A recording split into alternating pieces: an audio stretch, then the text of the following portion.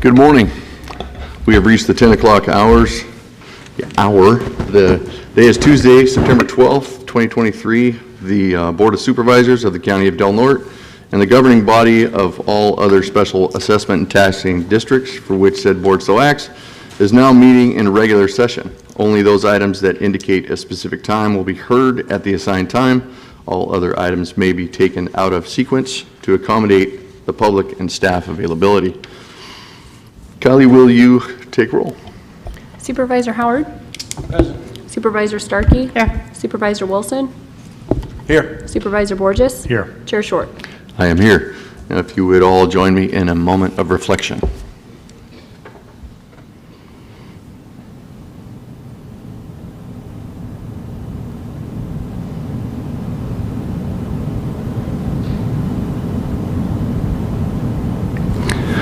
Thank you. Supervisor Howard, would you mind leading us in the Pledge of Allegiance? Yes, sir.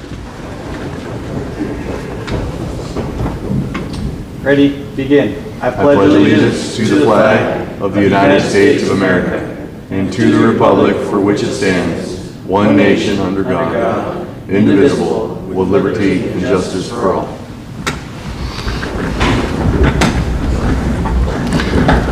Thank you, Supervisor Howard. Is there any introductions of new employees this morning? Yes, Chair, I believe we have one from the Department of Health and Human Services. Very good. Good morning, Jake. Good morning, Supervisors. Jake Campbell, Interim Deputy Director for DHHS. I'm filling in for Director Rennell Brown, who's away on business travel. I'd like to introduce Shelby Bodensap, our Director of Public Health Nursing, to introduce our new employee. Good morning, you guys. I have with me Joanne Reynolds. She is our new registered nurse, and she is filling a 2-year vacancy for us. She will be working mainly on getting our California home visiting program up and running again, which is very exciting for us, as well as some other maternal, child, and family health programs that we have in our public health branch. We're very excited to have her with us, and I'll go ahead and let her say a few words. Good morning, everyone. I can't tell you how much I'm looking forward to working with this outstanding public health department that you have.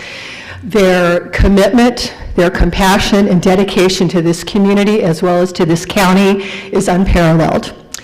And so I am looking forward to making a difference with each and every one of them to enhance the public health of the individuals in this county in every area that we can, physically, emotionally, mentally. Thank you very much, and it's been wonderful meeting all of you, and happy birthday to Norma, who is sitting over there. Happy birthday, Norma. Thank you very much. Thank you. Even got her on camera. That's great. It's great to have you. Thank you for being here. Okay, Council, do we have any actions to report out of closed session? Not today, Chair. Okay, this time the chair requests any deletions, corrections, or additions from board members to the agenda at this time. In order to add an item to the agenda, the matter must have come to the attention of the county subsequent to the posting of the agenda, and the matter requires action before the next regular meeting of the Board of Supervisors. Is there any such actions from the board? Point of clarification, Chair. Sure. So the state legislature is going to be making some decisions on Thursday as it relates to the Mental Health Services Act and changes that affect all counties in the state of California. We do have a policy platform that I believe has a scope that allows the board to react, but at the same time, I think having our position with our representatives, both Assemblyman Wood and Senator McGuire, would be important. I know Rennell has crafted some languages on specifically how that vote, as currently be considered, might affect us. I say if we could either add it to the agenda today and take a look at potentially what she's crafted, or just have her as the director send that directly to our legislative representatives. But I do feel it needs to be at least our position from her perspective on how those programs that we currently have in the county are going to potentially disappear under this legislation. So I don't know how best to proceed, but be willing to do whatever it took so our voice is heard in Sacramento. Just to make sure we're on the up and up, when did she get finished with that, that letter? Friday. And it has to be heard before Thursday, you said, this coming Thursday? Legislature's hearing it Thursday. So are you suggesting a motion to add an item to the agenda as an urgency item? Or Yeah. What would be the deal? maybe a question for council? Because I agree, it is on our policy platform. It probably doesn't require a board action, but If I could add one thing when, after you weigh in, because I would like it to come from the Board of Supervisors as well.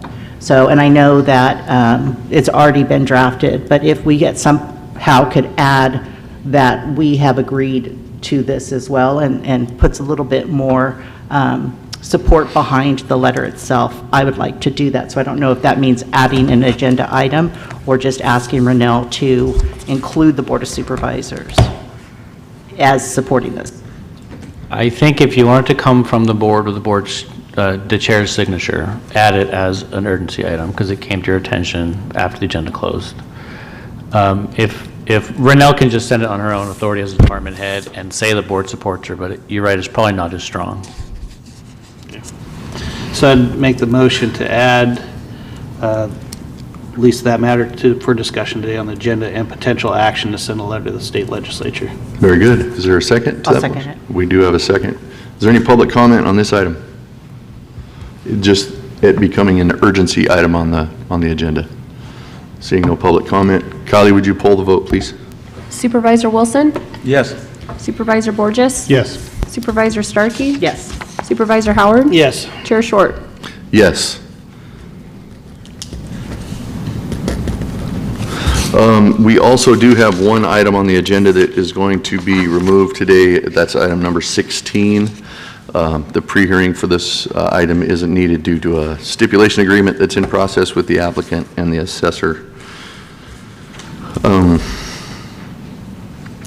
This time we'll receive any brief reports or announcements relative to the County of Del Norte from supervisors. Supervisor Starkey, you want to kick us off? As always. So we had 3 weeks between meetings this last time, and most of that 3 weeks was really consumed by the fires and the fire response and the power being out and how all those impacts really had on our community. And so for the last 3 weeks, that's really been what I've been taking care of. I attended so many of the cooperatives meeting, and those are meetings that they had that were available for law enforcement, Caltrans, elected officials, OES, to get a briefing and to be able to ask questions with regard to the containment and other things that are happening with the fire. I have met privately with Pacific Power to discuss their plans for redundancy lines. And I see that the tri-agency is looking to pick that up and make that something that's an importance to them. And so I support that, but I also have started those discussions on my own as well. I attended several of the Redwood Rise related meetings, and that is the SURF program, which is an economic recovery program that is in the works. It's going to put money into our community to really look at some regional approaches to economic development across Del Norte County, Humboldt, Lake, and Mendocino. And I'm going to be reaching out to some community members because we definitely need more people representing Del Norte County at the table for that. So don't answer your phone if I'm calling you, because that's probably what it's going to be about. I'm also on the Equity Council for that program as well. So what that does is it makes sure that each county is properly represented. Each county is getting their lion's share of the money that might be coming in. There's a lot of projects that I think that we can work on that are going to be exciting, and so I am part of that. I continue to work on the Reaching Rural initiative, and we are getting close to be able to, I think next board meeting, Judge William Bowers from the Yurok tribe, he's on the Reaching Rural committee with us, is going to be making a presentation to the Board of Supervisors with regard to what work we've been working on, what our vision is for the future, and how that's going to impact our community. I attended the Democrat Committee Barbecue. I represented as the only Democrat on the board. I participated in the agenda review. I always like doing those. I attended some city council meetings. I attended a planning session with staff, and that was very exciting to talk about some of the things we could be working on in the future. I met with Congressman Huffman, and I'm sure Supervisor Howard, who was also on that tour with me, will go into depth about some of the things that we discussed and requests that we made for recovery in this community. And then I attended a brief meeting with CDFW, which is California Department of Fish and Wildlife, regarding an updated MOU for the split stairs. And the split stairs is a project that we have been focused on for the last 2.5 years that I've been in this position. But the two supervisors before me, Supervisor McClure and Supervisor Cowan, worked very hard to try and get some response to those split stairs that were completely rusted out. Dangerous. If you go down there now, CDFW has installed a temporary solution. They have some railing with rope going through it, so the rusted part of the stairs is gone. And that's temporary because they're hoping to get a $450,000 grant that's actually going to replace the stairs. It's going to add an interactive display for the Tolowadini Nation, as well as brand new railing. So when that time comes, I'm going to ask for a support letter from the board, but I'm also going to ask the community to get out and write some letters of support as well. And that is my report. Thank you, Supervisor Starkey. Supervisor Wilson, you got anything for us? I've just met with numerous community members and groups during and including in this fire emergency that we've been going through. Did attend our solid waste management meeting, Tri-Counties meeting, and Tri-Agency meeting, I should say, as well as attended the Del Norte Republican dinner, Lincoln Reagan dinner this last weekend. It was well attended, and are looking at issues going forward with concerns of after fire actions so that we can deal with both the runoff issues that we're going to have, as well as likelihood of seeing, like we saw this weekend, of having slides on the 199 that are going to be, once the rains start up, it's going to be very problematic as there's no vegetation left on many of those very precarious areas of 199, the narrows, et cetera, that are going to be problematic going forward. And so integrating talks about what we're going to foresee as to how to best mitigate some of those dangers that we are going to be facing coming up, and once the rains do start hitting Del Norte County. And look forward to looking into the forthcoming year and dealing with those issues. But I appreciate it. Thank you. Thank you, Supervisor Wilson. Supervisor Borges, anything? Supervisor Howard? Thank you, Mr. Chairman.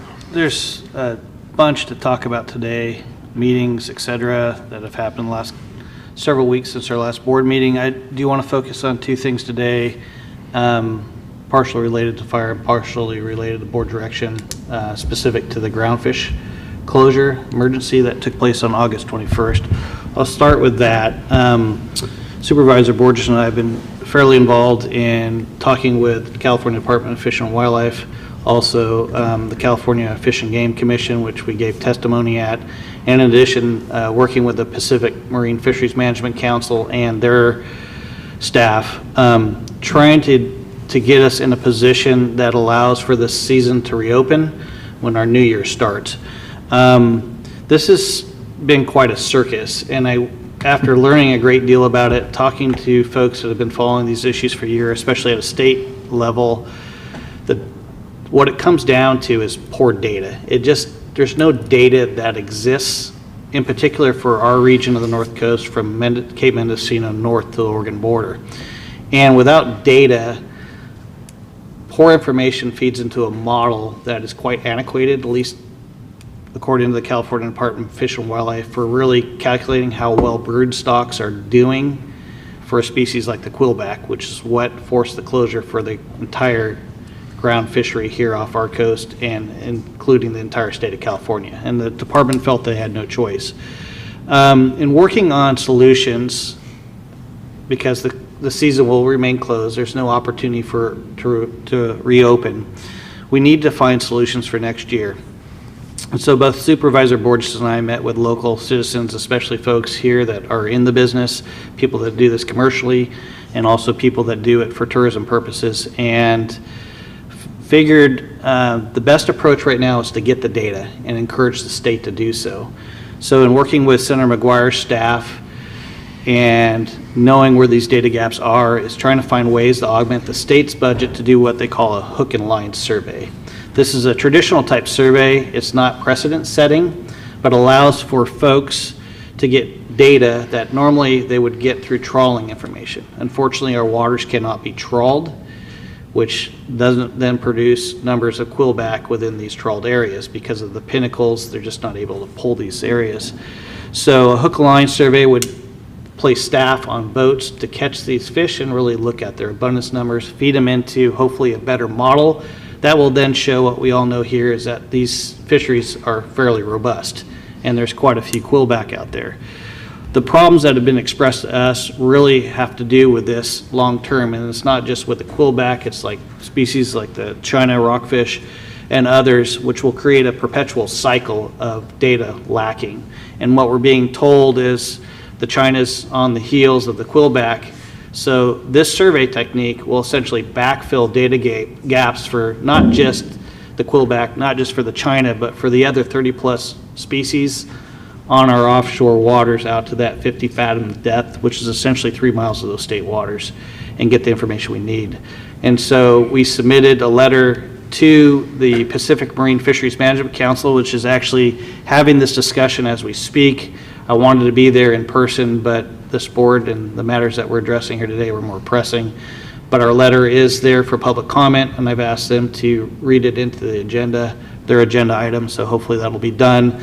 The California Department of Fish and Wildlife is fairly supportive with that position of getting the data, and with the senator's support, I think getting the dollars necessary to augment the state's budget to staff up these boats with personnel to collect the information, I think we'll have a fishing season next year.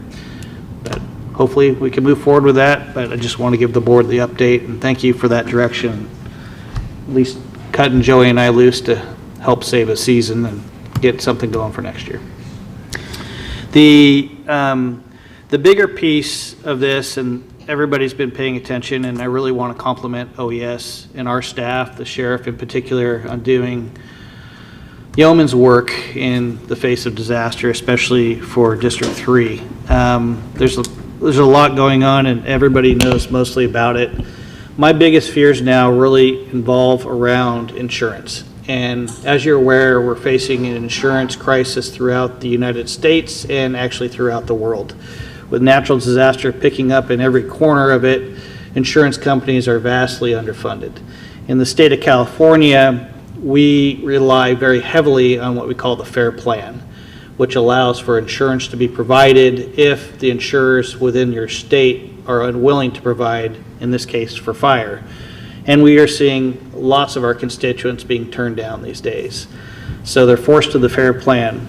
The FAIR Plan is very underfunded to the tune of $1 billion plus right now. And the state legislature for years now has been unwilling to address these issues with the insurance companies. They put pretty much the weight of this on the insurance commissioner's back, Ricardo Lara, in hoping to resolve these issues. Nothing has happened to date. We had hoped yesterday for language from the legislature to have it a fix, which they've been negotiating with the insurance providers in the state of California, and nothing came forward yesterday. And based on the comments of Bill Dodd, Senator from Napa Valley, it is highly unlikely that anything will be done at this point for the remainder of session, and this can will be kicked down the road till next year. That being said, that leaves us in a bad situation, especially for our residents. There's been a lot of work now with the disaster declaration, which we did an incredible amount of heavy lifting on here in the county to move that rock up the hill, and our senator, our assemblyman, our congressman, all were in the governor's office to ensure that declaration occurred, and I'm very thankful for those efforts. But what that allows is just not the backfill of our general fund dollars, which have been expended dramatically on this fire. What this allows is for the trigger of Senate Bill 284. And Senate Bill 284, basically within those disaster declared areas, provides for a moratorium so insurance providers cannot pull out on those they're insuring within these areas. And it gives them a 1-year reprieve, at least till hopefully something comes together that's a little bit more adequate for our folks. But this is what we're working on right now for those zip codes that are currently affected in Gasky, Smith River, and Crescent City proper, because the 95531 extends all the way to Hauichi and obviously Klamath and other locations. So my hope right now is we'll hear soon from Cal OES and Cal Fire that make those determinations, and that we'll have a moratorium in place here shortly, so folks aren't getting their insurances pulled in these fire affected areas. And I'll end my report right there and hope the heck that we can start putting some pressure on our state legislative representatives that should have been doing their job here the last several years and getting something negotiated for us ratepayers. And I know even those that have gone to the state for their fire, or for their new insurance, they're paying twice what they were under the old insurance plans. And so it is quite a bit more expensive than what traditionally their insurance is costing them for fire, and but at that, at least they can get some insurance even at that cost. Yeah. Well, thank you, Supervisor Howard. I know seeing some folks in Gasky that decided to stay behind even after the evacuation order or the level 3 was given. Talking to them, one particular resident there had a beautiful home, obviously had done a lot of work to build his home there, said that if his house was to burn down, insurance may rebuild it, but then he wouldn't be able to afford to live there. So appreciate your work. Seems unwavering work that you're doing in this insurance realm. So just wanted to say that we appreciate the work you're doing, and the work you're doing with the fisheries as well. It's kind of an unseen job that you're doing, but we know that you're doing your best to make a difference there and get our fisheries back. Thank you, Mr. Chairman. Okay, we are not quite to our timed item yet, so let's see. We'll take up our first government item number 20, and that is to approve and adopt the First Amendment to Agreement number 2021-189, the Memorandum of Understanding between the County of Del Norte and the Del Norte County Employees Association, SEIU, Local 1021, as authorized by the Board of Supervisors. I'll move to approve. We have a motion to approve. Is there a second? Second. We have a motion and a second. Is there any public comment on this item? Okay, seeing no public comment, we'll bring it back to the board. Kylie, would you poll that vote, please? Supervisor Howard? Yes. Supervisor Borges? Yes. Supervisor Wilson? Yes. Supervisor Starkey? Yes. Chair Short. Yes. Seeing that the other ones may take a few minutes, let's take up the urgency item at this time. That would be a letter that was written by Rennell Brown in relation to the MHSA Act, in the idea that we would affix the board's or the chairman's signature to that and make it a opinion of the board officially. So my request would be that we just add our support on that existing letter. And so it's signed by both Rennell Brown, the director of DHHS, as well as the chair of the board. Is that something that is doable to do? Yeah, and if you don't mind, Supervisor Starkey, since Jake is here, Jake, I'm assuming you have a copy of this. If not, yeah, if you don't mind, it's a fairly quick, concise letter. Just for the transparency purposes, I'd like to have that at least read into the record. It will not only provide some boards some insight that may have not read it, but also the public on how our program specifically will be impacted. So, if you mind, Supervisor Starkey? No, I think it's appropriate. No, it's going to have Jake do it. Oh. Yeah. Either way. Thank you, Jake. Absolutely. This is dated September 11th, 2023. Dear Governor Newsom, on behalf of the County of Del Norte Department of Health and Human Services, DHHS, I write to express our concerns about the recent amendments to SB 326 Eggman, which proposes significant changes to the Mental Health Service Act. Our concerns align with those expressed by our county counterparts and respective county associations, including the California State Association of Counties, Rural County Representatives of California, County Welfare Directors Association, County Behavioral Health Directors Association, County Health Executives Association of California, and the County Probation Officers of California.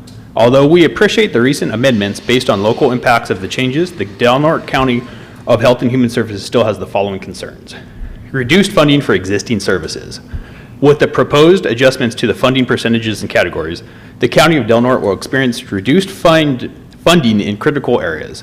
In fiscal year 21-22, the county's MHSA funding totaled $2,474,931.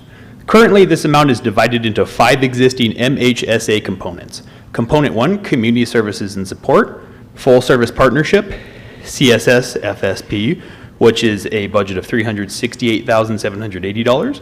Community Services and Support, which is General System Delivery, which has a budget of $1,572,169. Area 3, Prevention and Early Intervention, which has a budget of $486,321. Area 4, Innovation, which has a budget of $7,063. And Area 5, which is Workforce Education Training, and that has a budget of $40,598. Excuse me. The proposed MHSA adjustments would allocate a 3% set aside of $74,248 to the state to address the behavioral health workforce, 35% or $840,239 to the Full Service Partnership Program, 30% or $720,205 to housing, 5% or $117,933 to population-based prevention, and finally $722,306 or 30% to behavioral health services and supports, which is further broken down into prevention and early intervention and community services and supports. With the proposed reform, the amounts in each category shift considerably, which negatively impacts the community. The CSS component funding alone is reduced by 65%.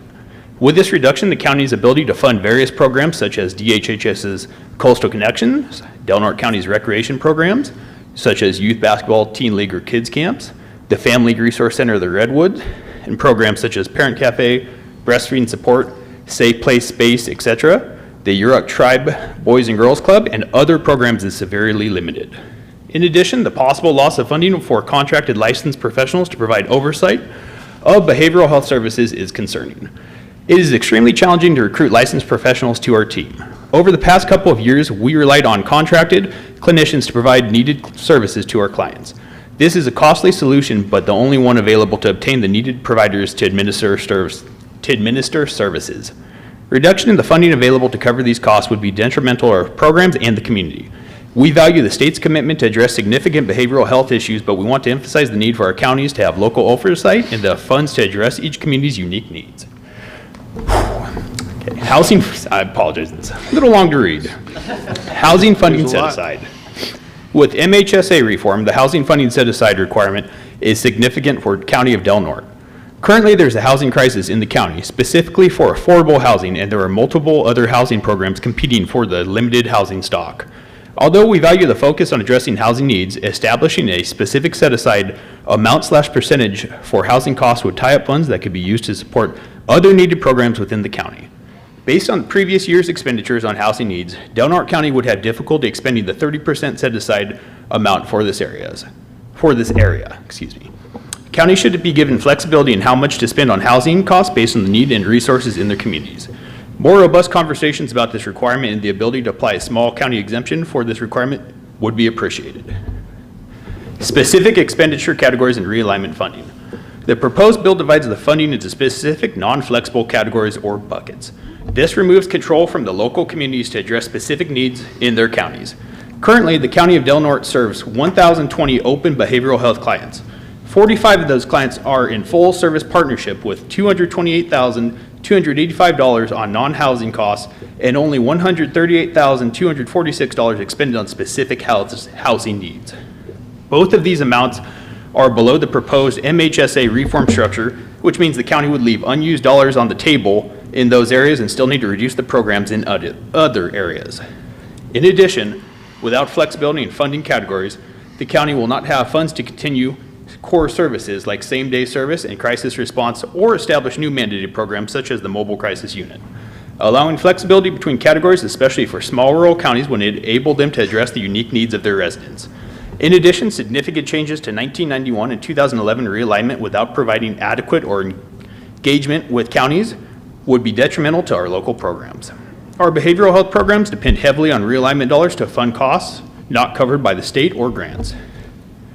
Substance use disorder funds. While we value the commitment to address the needs of the individuals with substance use disorders with MHSA reform, the expansion of the funding to cover SUD clients is concerning. The substance use disorder services are not accounted for in the estimates of funding for the county. This requires us to estimate the cost for substance use disorder treatment based on population prevalence rates. Without new funding to support these services, this essentially represents a cut to existing services. Funding for SUD services should be optional unless additional funding is provided for these services. In conclusion, the County of Del Norte is committed to working with its partners to fight homelessness and mental health issues. We appreciate the opportunity to share specific concerns of the MHSA reform changes and the local impacts to our community. As you are aware, MHSA funding is more volatile than state general funds, so the uncertainty of this type of funding is always a concern for counties. Thank you for hearing our concerns and for your consideration of these improvements to SB 326. Respectfully, Renell Brown, Director of County of Del Norte, Department of Health and Human Services. Thank you, Jake. Appreciate that. Thank you, Jake. And I just want to add that this is to try and get the governor to reconsider the allocations being split up, how it's not going to work for real small rural counties. But it's my understanding that the taxpayers will still be voting on this come November of 2024. So this is to try and get it on the ballot so that when we vote on it in 2024, it is clear as to the allocation, number one, but two is like, let's get it right. And we just don't feel that the way that they're divvying up this funding is going to be productive for our rural community. Cheyenne Hogan, Program Manager for Behavioral Health. I'll just add a couple things that maybe they're in the letter, but maybe some things to expand on. And some of that is around, most of this is really to fund housing programs is why it's being reallocated. And as the letter mentions, it's $720,000 that would be reallocated to housing, and we spend nothing nearly that. I mean, clearly we have a vast amount of clients with housing needs and such, but the reality is there's not housing out there to put these people into. And so until there is housing, that money is just going to sit, and it is going to reduce other services. Something I've learned through my experience in working in behavioral health is you can't just place somebody in a house and then hope it's going to go well, right? You need the services and supports to make it successful. And so on the other end, we're reducing those and yet then providing housing. we're really doing ourselves no justice into that. Another thing to just kind of consideration is there is impacts to our 91 and 2011 realignment through this process. Those funds are used for our acute psychiatric placements. That ties up a lot of money to send somebody to a 5150 placement, long-term placements, et cetera. The other thing is the state is years and years behind in doing our cost reporting settlements.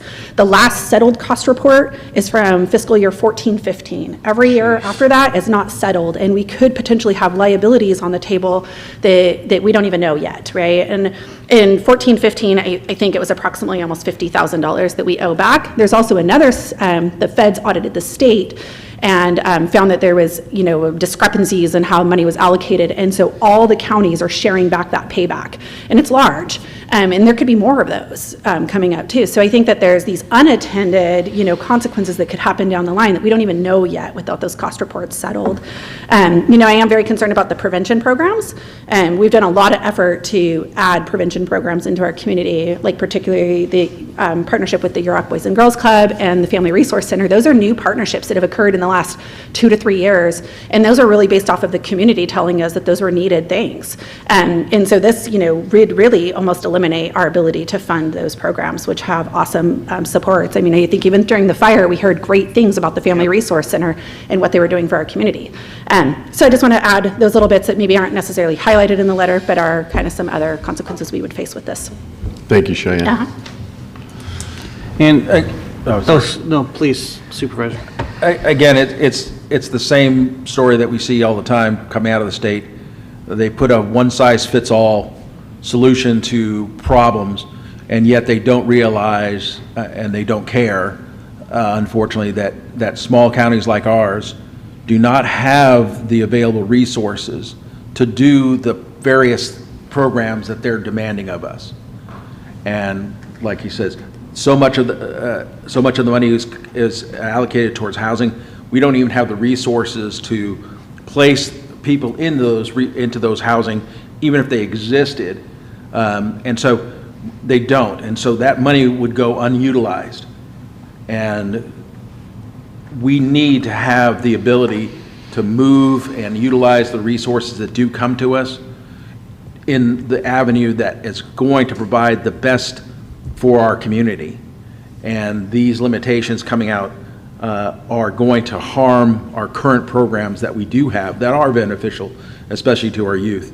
So I agree we need to do something. I would like to see a separate cover letter from the county board with our letterhead over the top of it that would go along with this letter in detail, detailing our objections, and there needs to have the reality that these funds that are necessary and needed in our community need to be allocated according to our best utilization process and policy. Thank you. Thank you, Supervisor Wilson. Yeah, Supervisor Howard. and I agree with Supervisor Wilson's position that the long and the short of it right now is that our two strongest lobbies, both CSAC and RCRC, are not making good headroad in with the governor's office or our state legislature that seems to be walking lockstep with the governor on these issues. But until recently, the specific detail on how programs will be impacted haven't really come front and center in front of our legislature in particular. So adding on to Supervisor Wilson's thoughts, our letter can be separate because we have agendized it now. We could add, and I'd ask Mr. Hooper to do this, is to take some of the additional specifics and Ms. Hogan's information and add that to the information that Renell has provided for us, and then move that forward today if possible. But the quicker we get it in their hands, and CSAC and RCRC's hands, that would be wonderful. But that would be my direction that I'd offer, if Supervisor Starkey's willing to So we have add that let's to say her a motion for a cover letter from Supervisor Howard? Or just an individual letter. The letter could come from us directly, right? And we could use Renell's information and the information, more detailed information that Cheyenne's provided us. So cover letter wouldn't be the right term, but an additional letter from the board. So we have a motion. Is there a second? Second. Okay. Is there any public comment on the board sending a letter? Chair, I have a hand raised online. Very good. Let's go with that. Brandon, you are on. Hi, good morning, Board of Supervisors. Thank you, Chairman. I just wanted to express my disappointment in how the board has known that there could be budget cuts to this program for several months. Same with DHHS, and yet today we have to make it an emergency. And it's been ongoing and really shows the inability of this board and our government to properly function, and could be a warning for, future consent agenda items that you approve without knowing the ramifications of all the policy, and continuing to fund and prioritize, homeless and transient camps is detrimental to the community. Mental health is very specific, and yet society is broadening the terms to try to include, try to label more people, try to medicate them. You talked about substance abuse. That is not necessarily a mental health issue, but a behavioral health issue. And the mobile crisis units, there's huge liability in putting medical professionals in a mobile crisis unit and going to a crime scene or a potential crime scene. So I ask that you look at your decisions you're making and the consequences that are unfolding and use fiscal responsibility. Thank you.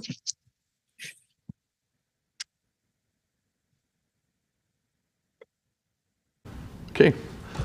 Just as a small bit of clarification, this is about the state taking local control away from us. There hasn't been any real cuts. The financials are just about equal, but we would no longer have control of local control of that funding. Just wanted to make that clarification. So we have a motion and a second. Kylie, would you pull the vote, please? Supervisor Starkey? Yes. Supervisor Borges? Yes. Supervisor Wilson? Yes. Supervisor Howard? Yes. Chair Short? Yes. Okay. Let's move to our 10:25 timed item. That is our public comment period. Members of the public may address the board on matters which are within the jurisdiction of the board. If you're addressing the board regarding a matter listed on the agenda, you may be asked to hold your comments till the board takes up that matter. Please limit your comments to 3 minutes or less. Are there any general public comments?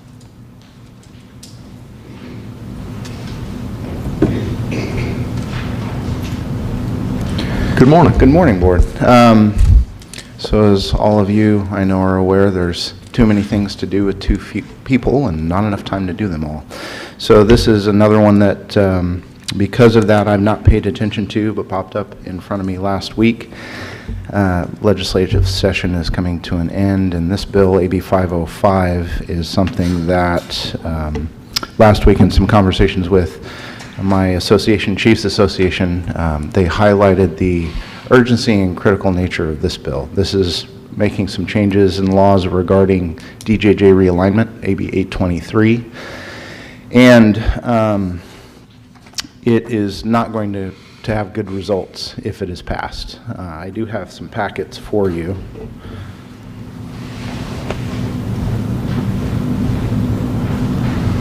So in those, you'll see several fact sheets that were prepared by CPOC.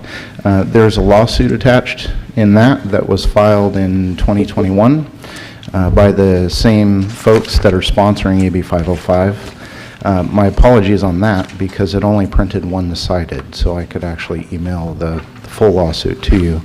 At the back of that packet is the bill itself. This is going to make some changes to the process for the approval of the local plan, which we've already gone through the process to do that through the Juvenile Justice Coordinating Council and the subcommittee that was formed with the specific intent to create that local plan on how to utilize the funds that the state is pushing down for realignment, as well as how we're going to handle those youth that do qualify after committing serious and violent offenses. Some of the changes that are going to take place are likely going to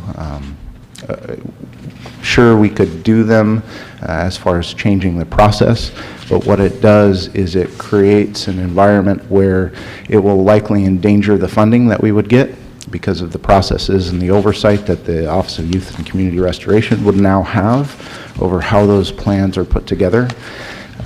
Seems like a common theme. This specifically would take away local control of what we want to do with our kids and how we would access those funds. And instead, after the state has given us the responsibility, after they failed horribly managing youth and DJJ, they're going to start taking that back. So a couple of the highlights of what I believe it would do: it would endanger the necessary funding that we would need to handle these youth in the event that they, when they do come up before us. It will remove local control, and it'll set us up for lawsuits into the future. And create an environment where advocacy groups, so-called, will have an opportunity to file lawsuits against the county because of not only what we actually do, but our processes. So what I would ask of you, I know it is the 11th hour. This bill is very possibly going to be taken up today, if not today, tomorrow. Senator McGuire would be critical in influencing that. So I understand that we're not in a position to send a letter, as 34 other counties have already decided to do. But if you would consider what you believe the impacts would be on this, on us, through this bill, I would encourage you to reach out to the senator. Thank you. Thank you, Lonnie. Is there any other general public comment?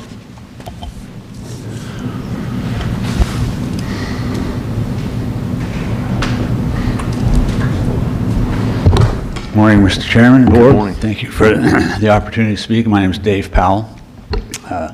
Regarding the insurance issue, as a realtor in town, we are finding difficulties in closing transactions these days because people are not able to get insurance. And so whatever we can do, I support that completely.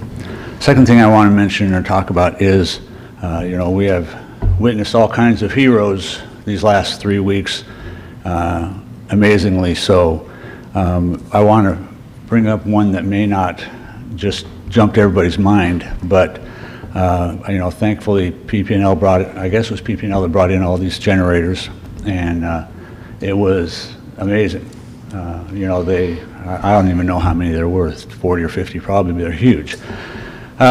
So Saturday, knowing that they were going to shut them off on Sunday, I decided to go by the generator farm across the street from the high school football field, and there must be 15 or 20 generators in there. And I was amazingly thankful for those for providing energy for us.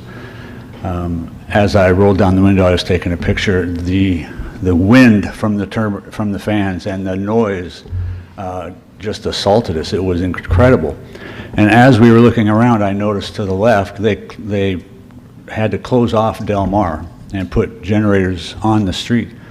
And as I looked to the left, there's a home 20 feet from these generators. 24 hours a day for 3 weeks plus. Well, probably not, but almost 3 weeks. And I wish that there was some way, and maybe this is me asking you to do something, that we could at least recognize and honor those folks, because that was a sacrifice. They likely left town, got a motel somewhere. That's what I would have done. But those are some of those unsung heroes. I think that it would be great if we could somehow acknowledge. So thank you very much. Thank you, Dave. I just want to respond. As soon as those generators got set up, I had the same feeling. I'm like, these people are sacrificing their sanity for us. So for 4,000 on the Belmont grid could have power. And it was a small gesture. But I did take them some cheese and some salami and some crackers with a big old thank you note telling them that we were so grateful for what they were putting up with for all of us. I think in addition to that, I do think the board could send a letter of gratitude to them as well, because I do believe that they should be recognized as heroes in this community. Thank you for that. Okay, is there any other public comment? Chair, never mind. Okay, I'll close the public comment period at this time, and we'll move on to our 10:30 timed item. We're going to open a public hearing for the 2023-24 fiscal year, recommended final budget as amended, and all special district budgets governed by the Del Norte County for 2023-2024 fiscal year as submitted, and continue the hearing for 14 days as requested and presented by the County Administrative Officer and Auditor Controller. Number 2, we'll review the attached list for establishing 2 general fund positions, eliminating 1 general fund position, and reclassifying 3 general fund positions as presented by County Administrative Officer and Auditor Controller, and that's in attachment A. And 3, accept the recommended children's budget as presented in attachment B. Is there any public comment on this public hearing and our presented budget for 2023-24? Okay, seeing no public comment, I'll bring it back to the board or open it up to the CAO if he had any additional comments. No? Okay, any questions or comments from the board members? I mean, Chair? Yes. Yeah, if you don't mind, I mean, I just briefly go over what's before you guys today. Very Just so you good. know, just so you know Yes, what that's we're doing. what I was hoping for. I didn't know if you wanted me, any comments about what you said or the actual budget report that was given to you. I was actually kind of Yes, surprised that you were shaking your head no at me. Okay, go right ahead. Thank you, Neil. Yeah, this is the next step in the annual process of the budget for each year for the county and the special districts governed by the Board of Supervisors. So as required by government code, before you today is the balanced fiscal year 2023-2024 budget. The total fiscal year 23-24 budget is $208,597,165, with a general fund budget of nearly $40 million this year at $39,657,176. As mentioned earlier just now, this is the final step in the budget process to open this public hearing for a 14-day period. The special districts and the county budget governed by the Board of Supervisors is included in the report today, and the next step is to adopt the resolution by the board to adopt these budgets, which turns the final recommended budget into the county's adopted budget, which is basically the financial operating plan for the county and those special districts. The budget before you today addresses the primary goals of each of the budgets for annual budgets of the county, which include supporting public safety and law enforcement, code enforcement, animal services, veteran services, community development, emergency response, youth and adult programs, as well as safe and adequate public infrastructure and facilities. So the action of the board today is the open public hearing, like I mentioned, per the government code, and with the intent of adopting the final budget, the adopted budget, at the regularly scheduled meeting on September 26th, but not later than October 2nd, 2023, per government code. And I can answer any questions that you might have. Thank you very much. Supervisor Wilson. Yeah, and as we go forward, you know, in approving this budget, there are some issues that I'm going to bang my drum again in reiterating the need for a strategic plan, for the county-wide strategic plan. But in particular, I'd like to recommend, as we go forward this fiscal year, that we've all been privy to the Sheriff's Office request, or at least concerns.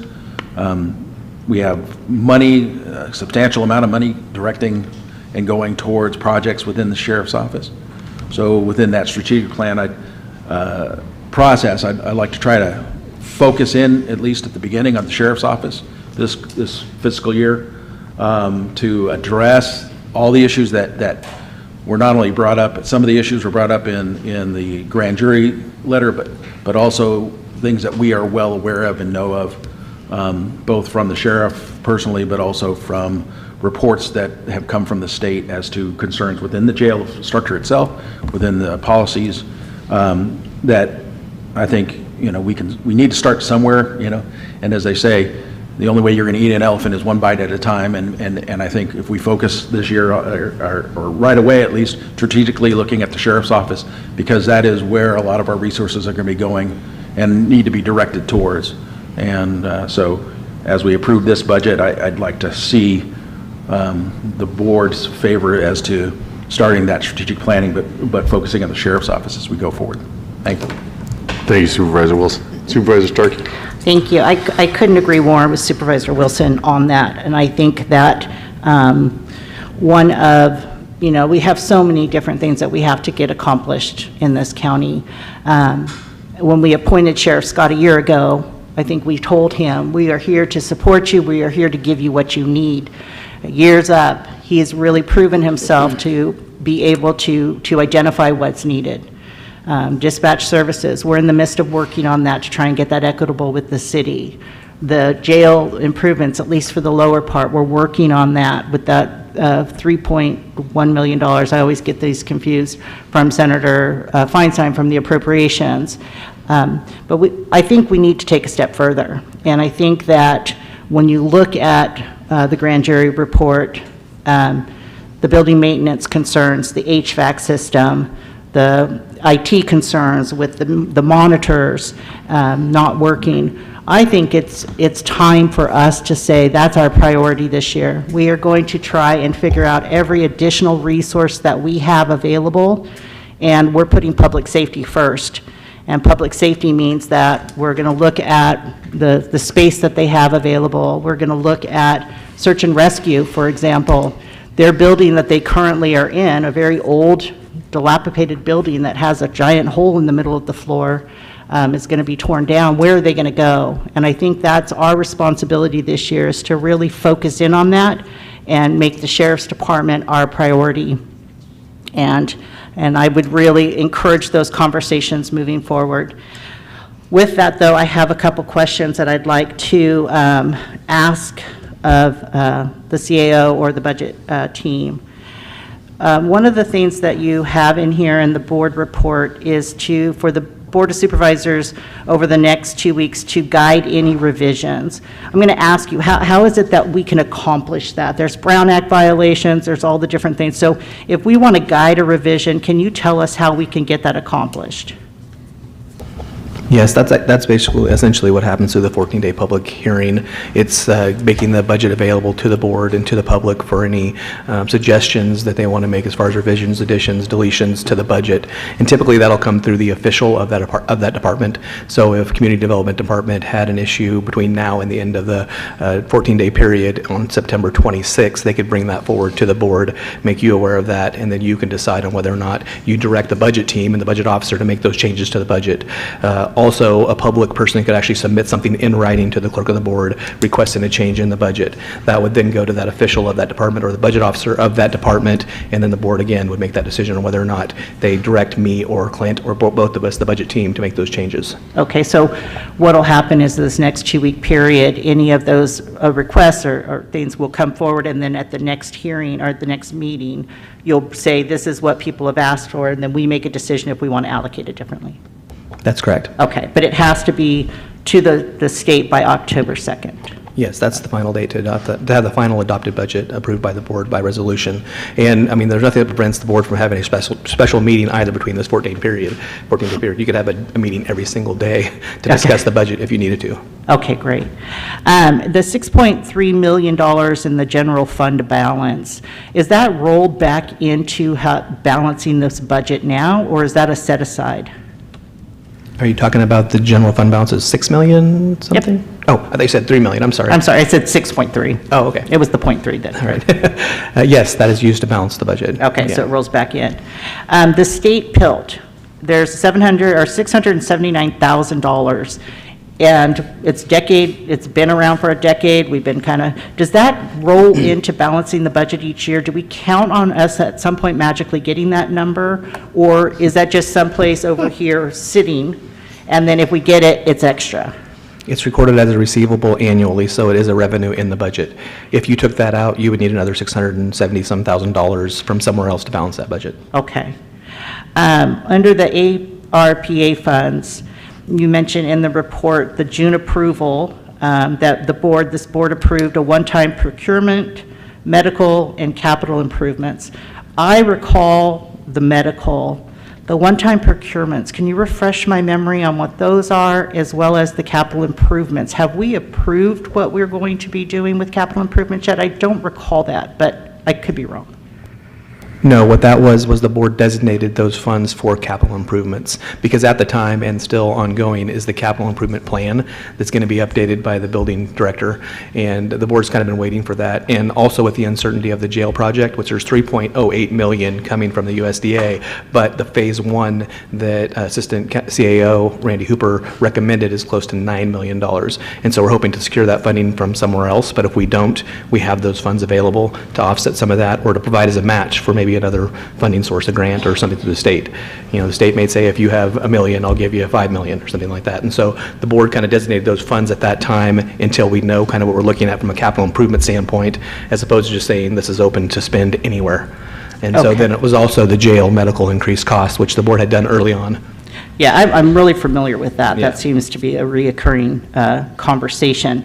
The one-time procurements, can you refresh my memory what those were? It was like a $1.3 million. What did we set No. aside for one-time procurement? And that is just basically saying that you guys can use those funds for one-time procurements based on the board and direction by the board. Okay. So if you brought something forward as a board and told So if me, the sheriff I want you to wants- use these funds, right. correct. Okay, So that's what it's saying. That It's money available is for you. available, so if the system that he references is a 1987 system or something.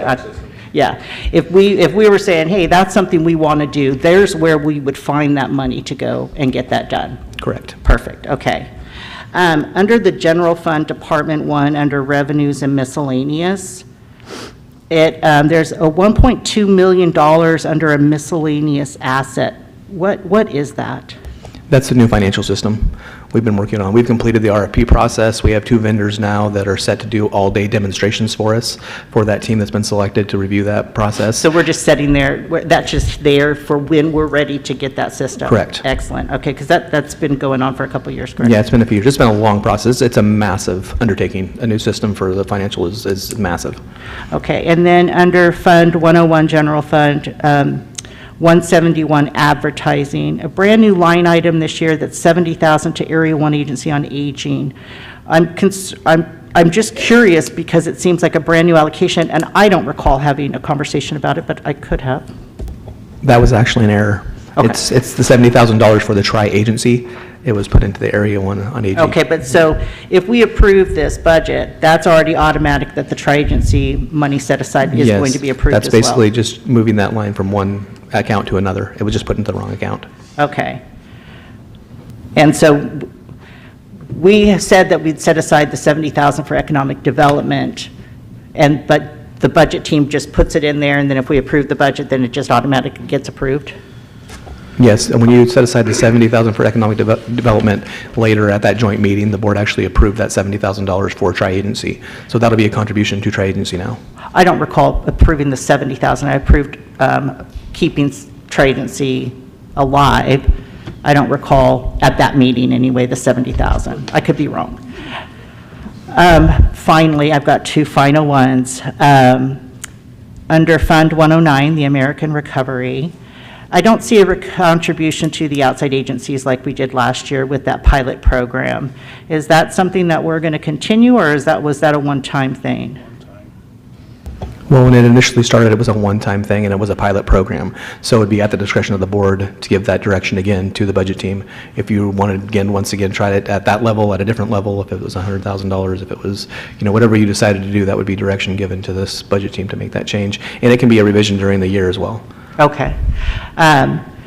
Because there's only like $600,000 in the contingency fund, though, so if we were to add that later on, where would we pull that money from? From the 109. Oh, from 109, Yes. okay.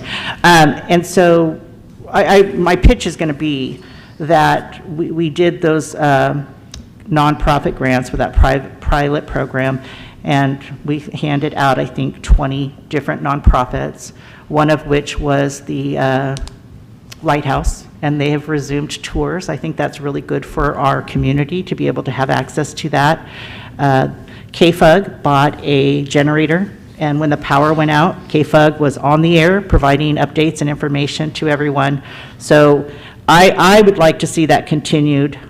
So that's just my pitch for that. And then my final thoughts here is today is I really would like us to be able to hear about the capital improvements and really start making some decisions on that. I think that at the top of our list are going to be capital improvements for the Sheriff's Department. At least that's, I think, Supervisor Wilson and I are in agreement on that. But the HVAC system, if you read that grand jury report and only 33% of the year they feel they can breathe in that building, I think there's something that we've got to start working on and make sure that those deputies and those correctional officers and the inmates have an environment in which they can be in healthily. I don't know if that's the right word. All right, thank you. Thank you, Supervisor Starkey. Any other questions or comments from the board? Yeah, I'll just Go ahead. add to Supervisor Starkey's comments. I mean, I think she's right by saying every additional resource that we could find. And this is really, I think our budget is quite unique in the sense and very telling in those state mandated pieces. It grew significantly, right, to the tune of 208,000. That's an eye-opener, and it should be for everybody in this room and in the audience. These are state mandated pieces, and Supervisor Wilson, you discussed this. This is stuff we don't have a choice of doing. The state's saying do it, and this is how we want you to allocate your money, and the local control piece is really swept out from under us. On the other side, our general fund budget hasn't grown much at all, right? Last year was 37 million and change, gone up to 39 million this year. Most of that is due to Measure R, increased property taxes, and a little bit of TOT. But for the most part, general fund isn't keeping up, and that general fund is what's going to need to backfill these priorities in our capital piece that are going to be focused on the Sheriff's Department. We've pursued the grants for 3 years, or actually longer than that, close to a decade, and gotten turned down every time to do this jail project. I don't see a lot of, without us all doing work in Sacramento here, there's not going to be a lot of movement to address these priority needs out of our general fund, and I don't know how it comes together. $600,000 is just a drop in the bucket, even if we allocate that full amount to back the USDA funds and funds that have come down through Senator Feinstein's office. It's still not enough even to address right now the HVAC system. So we're going to have to get creative, and I'm looking for any help from the CAO's office on where this board could focus our energies at a state level to chase the dollar that we need to do these improvements. And to add here, that the concern is that we're also facing some extreme headwaters, because our revenue streams are showing reductions. Yep. And not increasing as they had in the past 2 years. So just this year, we've seen reductions in our tax from whether it's TOT or whether it's sales tax, or we're seeing a pullback from consumers, and our revenue streams, whether it's resources that we just we're going through a devastational fire, lacking of reductions in our fishing industry. And our ag is coming under more and more regulation that is biting into their ability to continue to be profitable and to even exist. And so these headwaters that we're facing are difficult, as well as we're seeing this initiative that's going to be going through where we're looking at a potential $16 an hour minimum wage this coming year, and then 17 and 18 following immediately after that. And those are going to have dramatic increases to the largest chunk of our dollars, general fund dollars, are personnel. Yep. And personnel costs are going to go up exponentially. So, as well as inflationary costs that we are all facing in our pocketbooks. So these things are facing the county as well, and we have to have that, hopefully, that strategic plan that we can put in place that'll help get us prepared, because it's far better for us to have a plan in place about how we're going to react to these things that we know are coming than to just be forced into action because it's occurring right now. And if I could add to that, I didn't want to miss this. Of course, it was brought up about search and rescue. I missed it in my board report, but another group, Humboldt Area Foundation and Wild Rivers Community Foundation, and their support of search and rescue during this time with the $25,000. That was huge, and I'm super happy that they did that for us. Another thing that we need to be chasing down, and Valerie, you brought this up specific to PILT, but shoot, I mean, ever since the time of my predecessor, Supervisor Sullivan, chasing down that aviation fuel tax that the state's been sitting on and not passing through. I mean, we've talked to McGuire about that till we're blue in the face. That is our money that the state continues to hold and doesn't pass through to us, just like PILT. We're guaranteed those dollars, and for years now, we've gotten zero of it. We need those dollars badly. Totally agree. Okay. Chair, I know you called for public comment prior to supervisor comments, but I've had 3 hands go up online. I'm not sure if you want to address or not. We're just opening the public hearing, and we did close public comment. So we are going to go ahead and move on down the agenda. I guess right now there's no real action item for the board. We've just opened this public hearing for our budget. I guess there is one to accept the recommended children's budget as presented. Did you have something, Supervisor Starkey? Yeah, I can make a motion to accept the children's budget as presented, but I also want to know if staff feels there was clear direction, or if this board had consensus that we wanted to really focus on the sheriff's department this year with all available resources, kind of all hands on deck. So I don't know if you needed consensus from us, or if that was kind of some direction that we were providing. I think it's been clear moving forward with this, even with the 3.08, that we were going to need more funding to address the needs at the sheriff's office. So that really has been a primary focus of ours as well. I'm hoping now, Supervisor Howard just asked what you guys can do legislatively, is to let our legislators know that the federal government has stepped up and provided $3.08 million, and what can they do for us at the state level.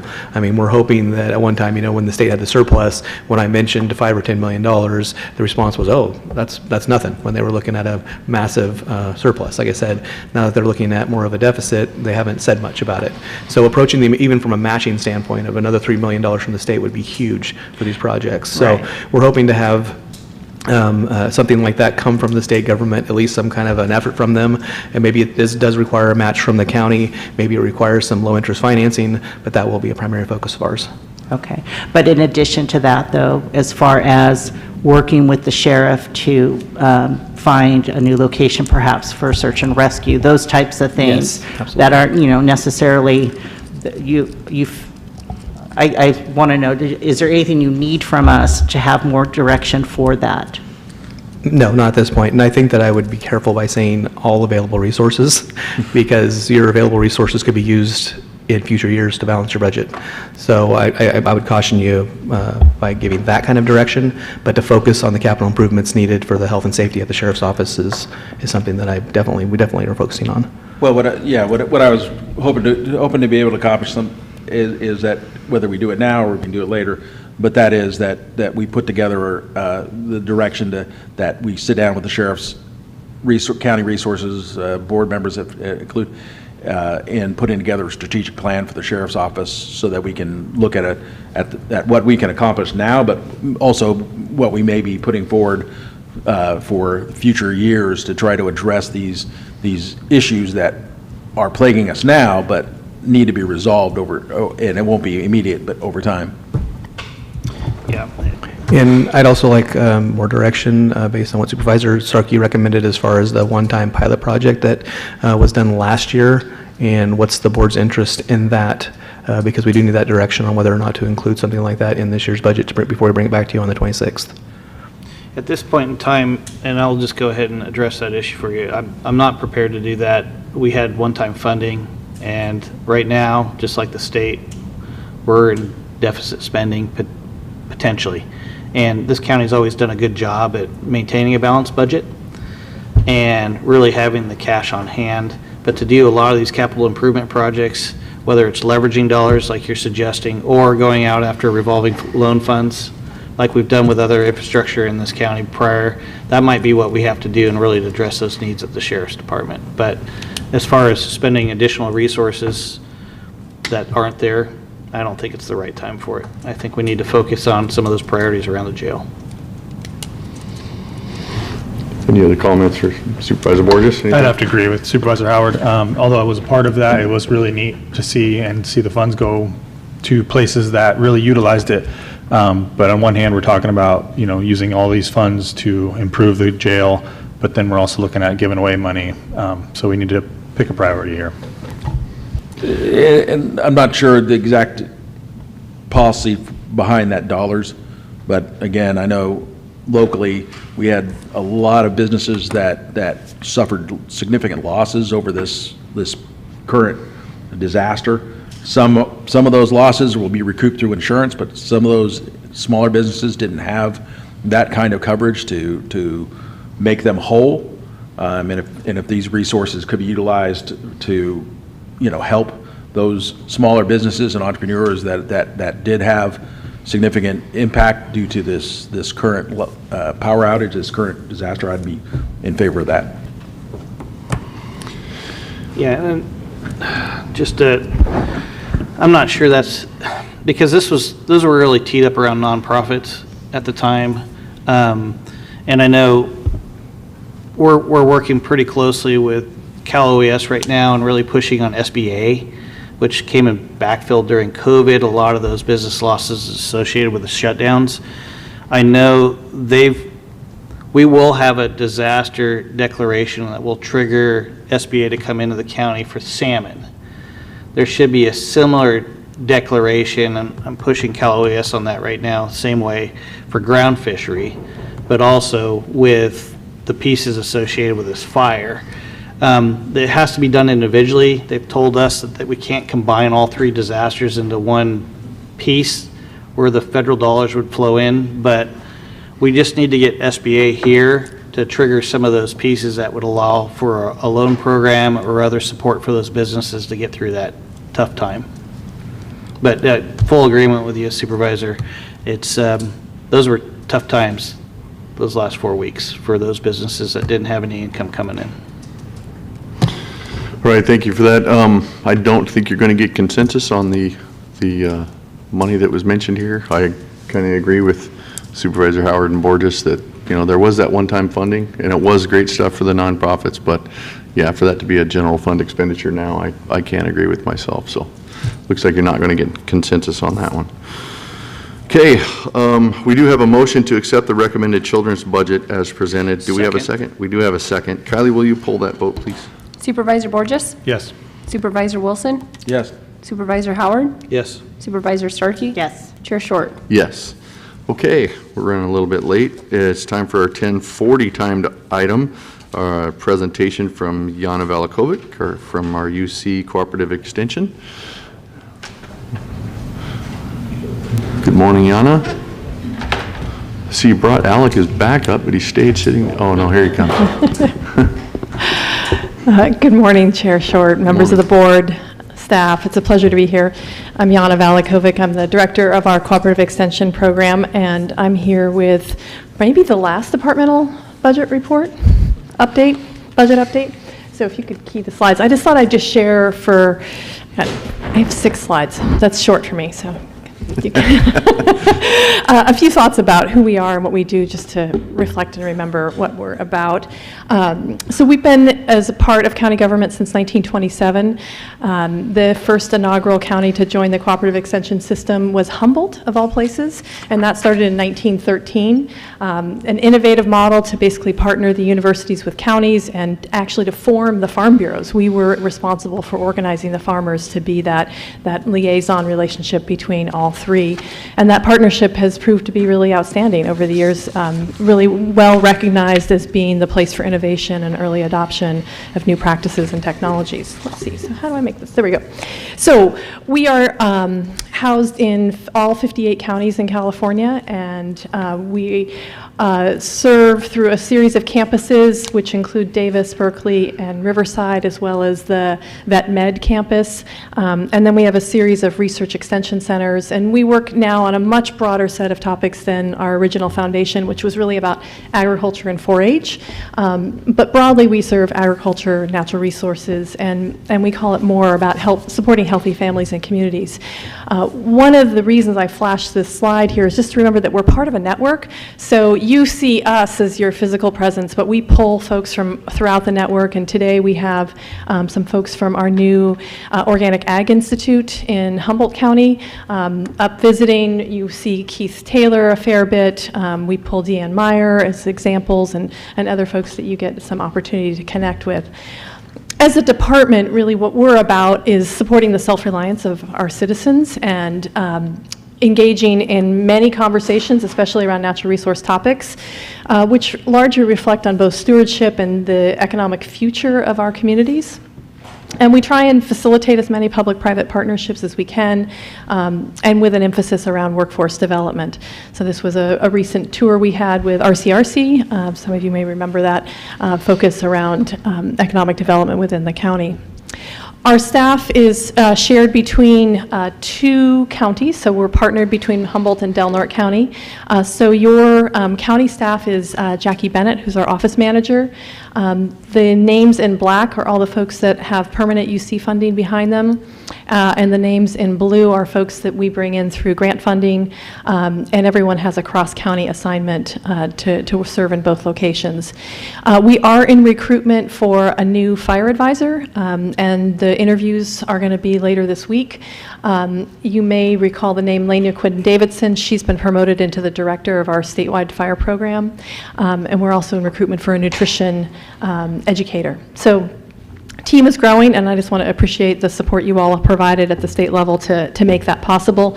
We have 2 new advisors. You've met both Alec Domka and Eddie Tanner, so things are growing. We also do a variety of work around volunteer programs and really trying to energize the community through a variety of different ways of service and competency increasing. So you'll see us in our Master Gardener as well as our Master Food Preserver program, and then our Youth Development program, which you all know quite a bit about through 4-H. Just to highlight where our research programs work, so we are basically independent academics that work in partnership with folks regionally as well as throughout the network, and we touch a whole lot of different topics, and here's just a flash of some of those that are going on right now. I thought I'd bring forward something kind of new and fun.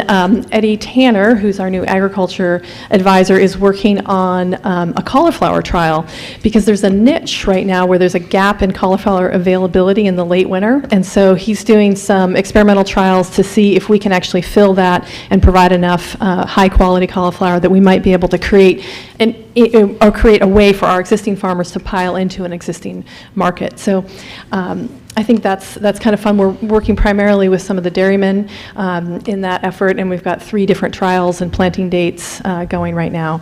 So we'll have some work, some answers, I think, by February. We'll have a sense of where we land on that. We're also doing some things around strengthening the local food system, especially during emergencies, that Dorina Espinoza is involved with. And you'll see a lot of us in a range of fire-related topics, which I'm sure is all pressing on your minds these days. I'm happy to chat about that if you'd like. And I'll just conclude with some of the work of the year, in our work in both Alec's work in trying to understand tourism better and the tourism potential through economic analysis with the Partnerships for the Performing Arts. That's when Senator McGuire came in and brought his check this year. A lot of work going on in the new ag space, and as you know, I do forest health work, and that challenge is only continuing, and I'm pleased to hear that we were able to deploy the standards for Porterford cedar root disease, respective with the fire crews here, so we can try and prevent any additional accidental spread of that disease. And then Alec, I think, did a fantastic job with the economic analysis this year to impact analysis associated with the fire costs. And then I've been spending a lot of time in the insurance space. pace these days and trying to think about strategies and approaches and ways that we may be able to break the loggerhead on that topic. And as we heard today, it looks like the bill is now dead between the governor and the insurance commissioner and the legislature respective to insurance. So I will conclude by just, thanking you for your continued support and investment in the community through us, and just appreciate the opportunity to share a few thoughts about some of the topics we're working on this year and into the future. Thank you, Yana. Is there any comments or questions from the board for Yana at this time? I just had a quick question, and maybe you already are, and I don't know, but do you get involved in the youth, like schools, as far as like gardens and stuff like that? Are you guys involved in that at all? I don't know the full answer. Historically, we've had some interaction, I think at Crescent Middle, and I don't know where we're at right now with that program. It's always a great opportunity. Is there one you're specifically thinking about, or a place you'd like to see us there? Oh, Crescent Elk, Redwood, and Pine Grove, I know, have all been doing small garden projects, and I'm sure others are as well. I just didn't know if there was any extra involvement or support or education that... I know our prior advisor, Deborah Giroux, who had the position that Eddie Tanner did, and then we had a gap in being able to recruit and fill that position. So I think it's a matter of getting Eddie folded into the effort. And some of it we can do through our after-school programs with 4-H, as an example, because we do basically create a way to support after-school programs through the 4-H structure. Okay, great. Yeah. I'll just add before Yana departs today, the UC Cooperative Extension System has really been a blessing to provide that much needed capacity in pretty much a lot of the different walks of life we have within our departments here in Del Norte County. It's been critical, the relationship's important, and due to the legislation here a couple years ago, we really were able to grow some of these positions like Alex to come in and meet some needs that we really had here in Del Norte. I do want to thank Alec in particular. The economic development piece is critical.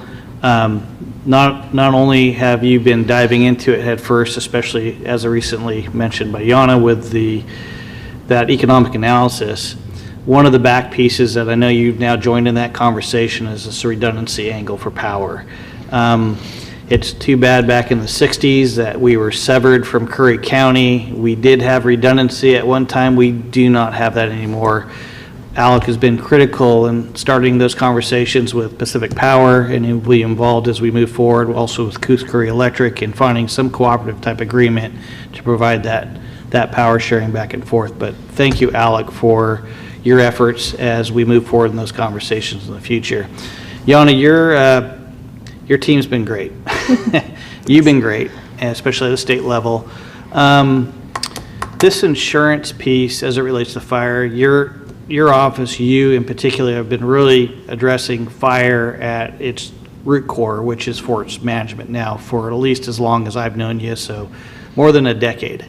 You've been in this space. You've been hitting it hard at a legislative level. You've been sponsoring bills that really try to address it at its root, which is fuel management. But now it's spinning off into this insurance piece. And I know you've been swept into that insurance discussion at a state level, both legislatively and with the insurance providers. I talked about it, you weren't here yet, but I did talk about it in my board report today. From your perspective, coming from the UC system, kind of being a neutral third party, where do you see this playing out now that the legislature decided that it wasn't important enough to get legislation on this year? How do you see this rolling forward? That's a great question, and I really want to say that we are at a tipping point in a place. We heard earlier the gentleman who was representing a Realtors Association. We're at the place in my mind that we have the capacity to fundamentally destabilize the California economy. We're the largest real estate market in the nation, and we now are creating some very interesting standards around where it's insurable and where it's not. The piece I worry about is that the crisis has to get worse before people have the political will to solve some of the problems. And the root cause of a lot of the problem is really Proposition 103, which was put together by a citizen initiative. It takes a citizen initiative to change that. And so the question is really the interpretation of Proposition 103, which says that you can't look forward to cast rates, you have to look back at historical averages. And so the insurance companies want the ability to forecast forward and be able to evaluate risk in a more nuanced way. And there's kind of strongholding California to basically play in that space. I'm a part of the state's risk modeling committee, and we've been doing some analysis around different approaches of what it would take. The challenge is, how do you daylight the data so that we all know how we're being ranked or reviewed and have some transparency to that? Because right now the insurance companies basically do that, but we don't have any access to what that information is. So we really need to socialize some sense around what risk truly is, because right now you've got a lot of sort of half perceptions about what's at play and what isn't at play, and you've got people that are, I talked to many real estate agents that are, and insurance providers that are suddenly being told, well, you have to cut down that historic 150-year-old tree or 200-year-old tree because that's what's causing your risk. And that's not accurate. And so we're in this now really complicated dynamic where people don't understand the fundamental terms of fire and fire exposure, yet they want to be able to manage their risk. So the insurance commissioner has the capacity to regulate the admitted carriers in California, but what he doesn't have capacity to do is regulate the reinsurers. So insurance companies have insurers, and the reinsurers are often overseas companies that are outside of the California or U.S. control. They recognize the same risk and have accelerated their increases in rates to a place that the insurance companies can't keep up with. And so now, who's going to bear the burden of that cost of that piece also changing? So what was on the proposal was basically a pass-through of some of those reinsurance rates to us as the consumer. Are we going to stomach that? I don't know. Who has the political will to say that that's something that they're willing to tackle? I don't have the answer to that. But we also have the insurance plan of last resort, the FAIR plan. And so if you're an insurance company, you own whatever percentage of the market you have. So if you're State Farm, you have 20% of the market, you're responsible for 20% of the potential clients within the FAIR plan. So it's like the most unhealthy people, right? You're insuring the most unhealthy people, and you're responsible for insuring that, as opposed to aggregating that across both the healthy and unhealthy people. That's how you make insurance work in general, but right now we've super concentrated that, and so the solvency of the FAIR plan to me is highly in question, and so we're at this tipping point. If we get another set of really intense winds and a wildfire behind that in California, I think we're going to force the crisis, and we'll make it probably in the next 6 to 8 months. If we sit back for a couple more years, we're going to continue to sputter, and rural communities in particular are incredibly vulnerable, especially those with forest landscapes, because we perceive that forests are really what's driving the equation, which is not. It's really about how we build our homes and how we maintain our homes and the fuels that are adjacent to our homes, more so than the condition in the wildland. So we've got a long way to really understand the clear mechanisms, figure out who's got the political will and is willing to carry that, and really try and find a solution that's durable across what we can regulate and can't regulate, and whether we've got the will to touch Proposition 103, which controls the rate structure and these variety of key pieces. I don't see anybody being willing to go after Proposition 103. So socializing something that's going to make sense is going to take some time. I'm actually a little bit relieved that we didn't end up with something kind of half-baked, forced at the last minute, that doesn't have the durability of thought to be something that we can live with. But we've got to accelerate our interest in working on that topic, or most of our wealth is tied up in our homes. And if we can't buy or sell our homes, then we suddenly see depression in the market, and we see depression in people's mobility, and that's when things start to spiral. Sorry, thank you for articulating that in a way I couldn't articulate it. It gives a real sense of where we are as not only a state but as a nation in trying to address these catastrophic issues. I was very happy to hear you highlight as part of that conversation, it's not really about the force, it's how we essentially manage our own infrastructure around those forests. And I know the Del Norte Fire Safe Council, now re-energized, is really driving that messaging, and we do have a platform to do it on now with these recent fires. But I just want to say, you want to keep up the good work, continue to educate us the best you can through the UC system, so we could advocate also on your behalf, because we're working in this together. You bet. Can I share one bit of good news? Oh, please. So in the FAIR plan, so the insurance commissioner put out this program last year that's finally starting to roll out. We saw the first examples of that where you could get discounts for having met certain standards, like a sandwich order. You don't have to have all of them, but if you have a roof in good condition, great. If you have a double pane window, great. So the first example of those discounts just hit the books or hit the streets a week and a half ago, and it's through the FAIR plan. So right now you could get a discount if you were part of a Firewise community. Now there'll be a few other bonus points if you have these other things that have taken place. We should start to see those get approved from each of the other insurance carriers in the coming 6 months or so. So we might see a little relief on cost coming. Good deal. Thank you for that news, Yana. And thank you for being here again. Appreciate your wisdom, as always. You bet. Thanks. I do have a curiosity question for Alec. The economic impact that work that you did recently, I was just wondering if you could give us the cliff notes on that. Was there any surprises or what did you find as far as economic impact for the fires? Yep, so I've put out a resident survey in English and Spanish and a business one in English. I've gotten about 150 business responses, over 300 resident responses. It seems like residents, just in initial lost wages and damages, it's a little over $1,700, which is just shy of the median gross income for a month in Del Norte County. And a lot of businesses lost $6,000, $7,000, mostly in just lost product, and then around 80 to 90% business loss, especially when the power's gone, and kind of sustaining 50 to 60%.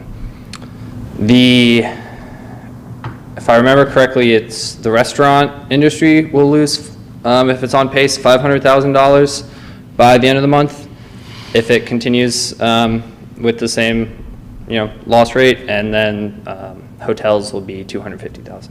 I might have mixed those two up, but yeah, it's bad either way. Sounds reasonable. Yeah, absolutely. Right on, Alec. Thank you. Appreciate the notes there. Thank you, Alec.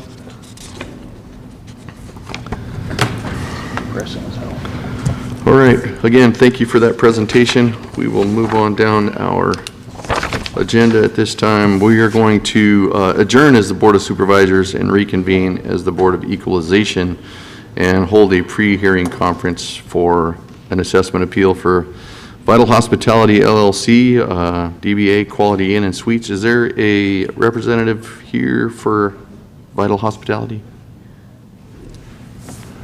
Okay. We will go ahead and move on then, because we don't have a representative here. Go on to items 18, and that is approve and authorize the chair to sign the stipulation agreement with Dean Freitas, APN 830-001-0680, as requested by the assessor.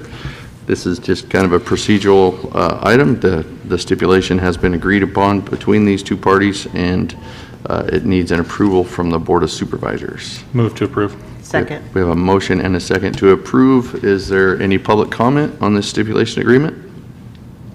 Seeing none, we'll bring it back to the board. Kylie, would you poll the vote, please? Supervisor Howard? Yes. Supervisor Wilson? Yes.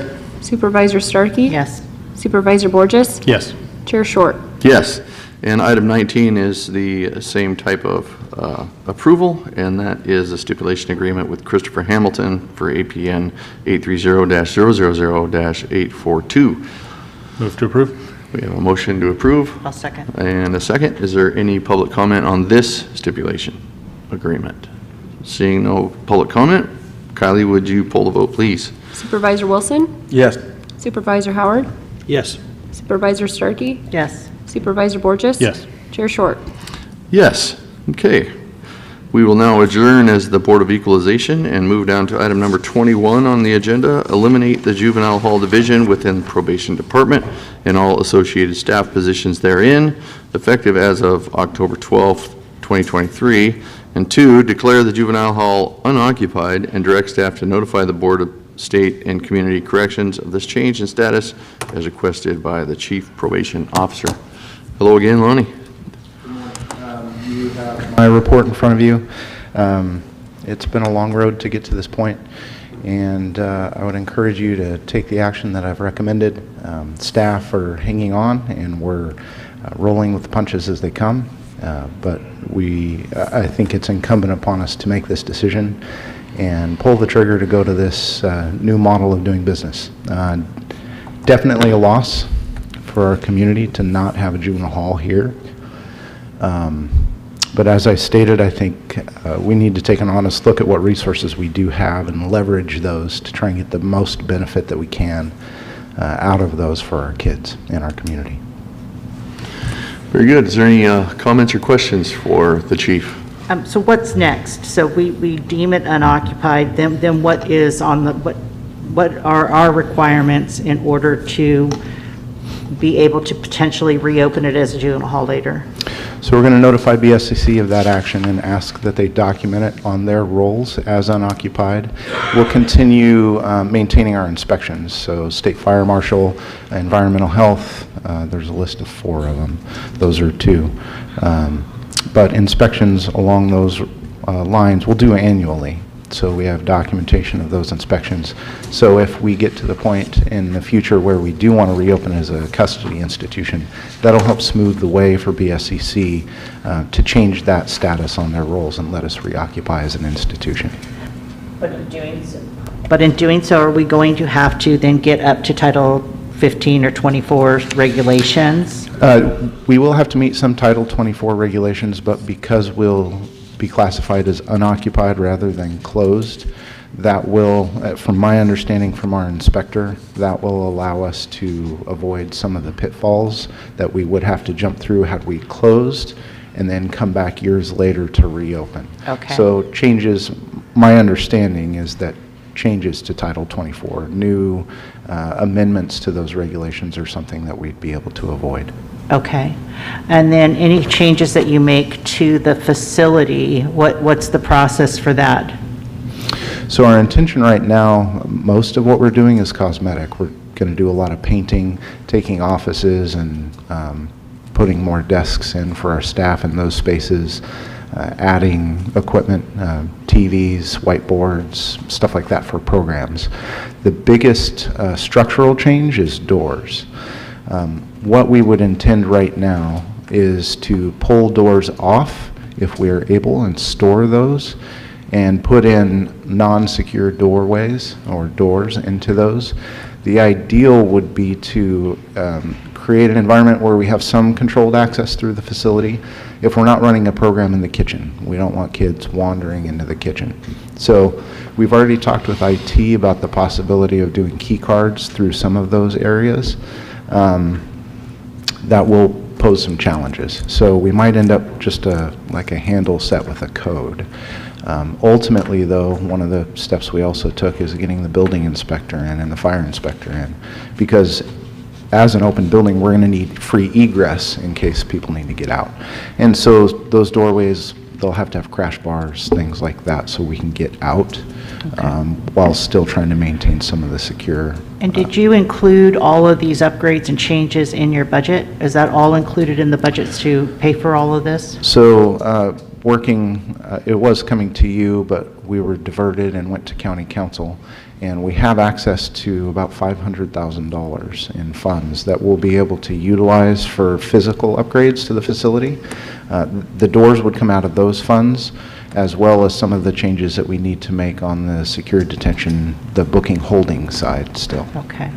And just in my speaking with BSCC, they're saying that any physical changes to the institution, no matter how minor, needs to be reported to them. Yeah. So just so that we're aware that we have to make sure that we're in constant contact with them. Yeah, well, we had our inspector up this last week. And so we had our annual inspection already, and we'll continue to remain in contact with them.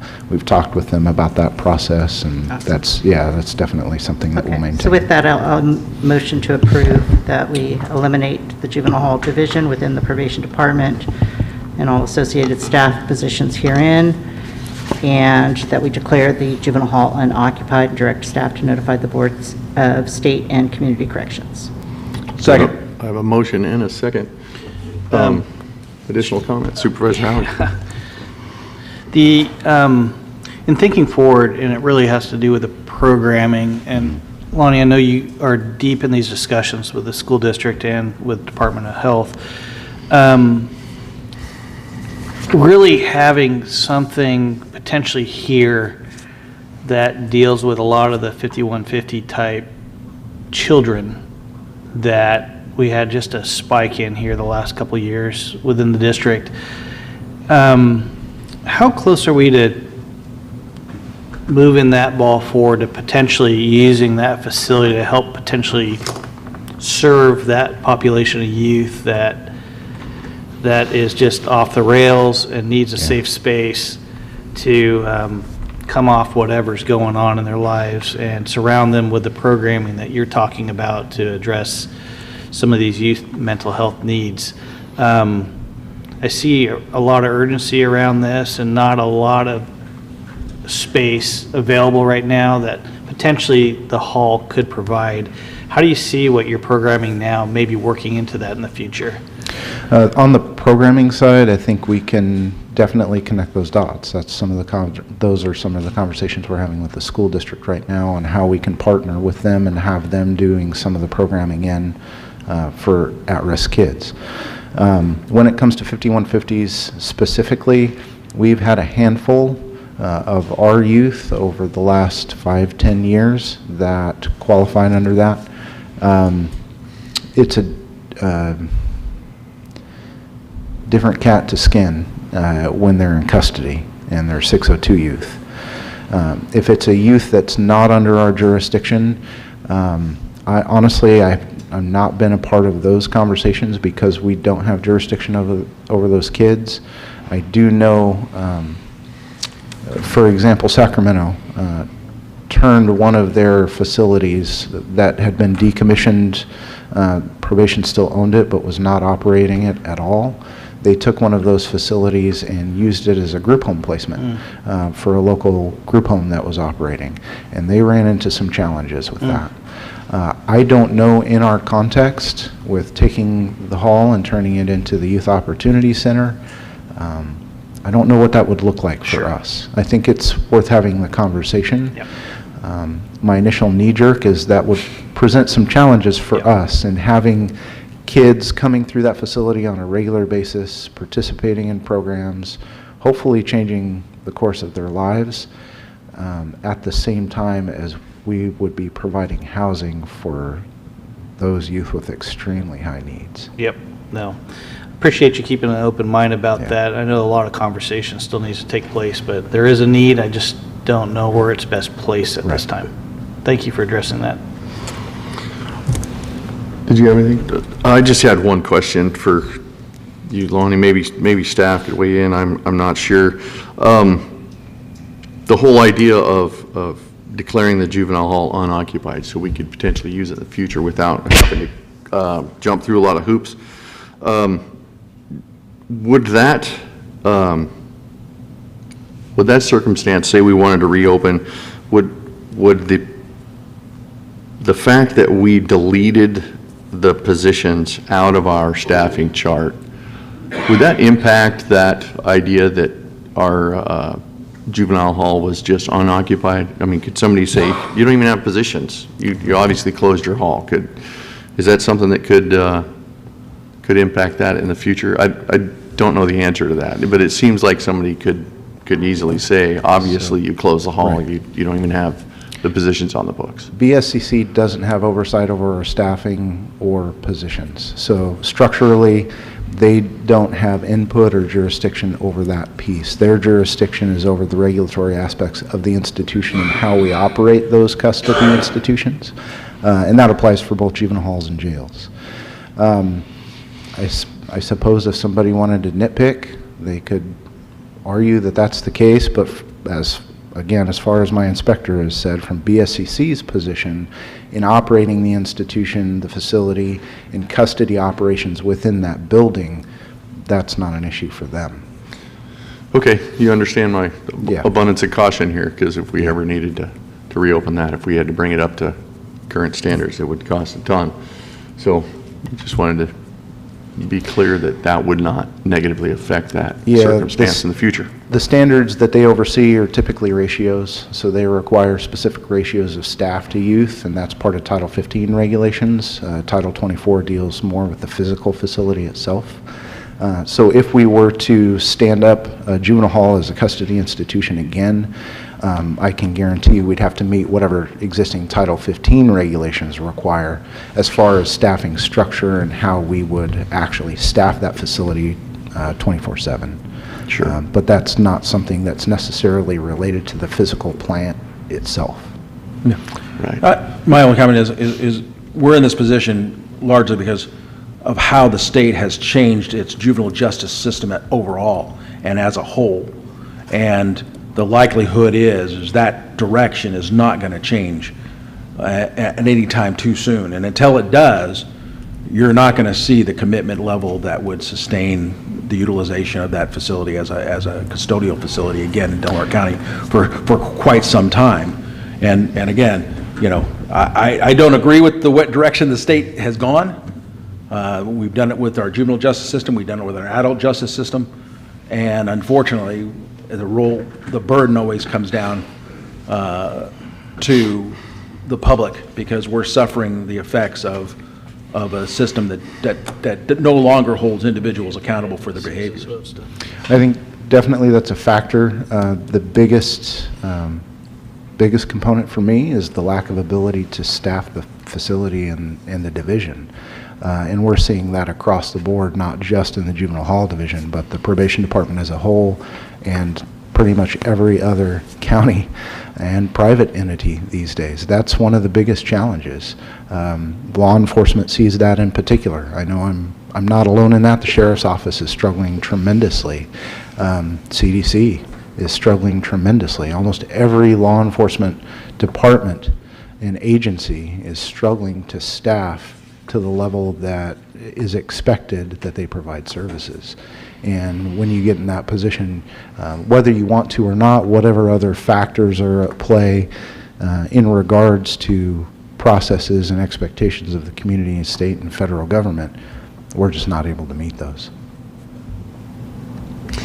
But I do appreciate all the work, Isla, and you have done over this period of time. It's been a long process.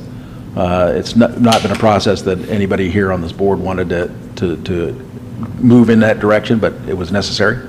And I appreciate all the efforts that you have, and I look forward to seeing what we can do with what we have. Thank you. Thank you. Lonnie, you got to open this up for public comment at this time. Is there any public comment on this item?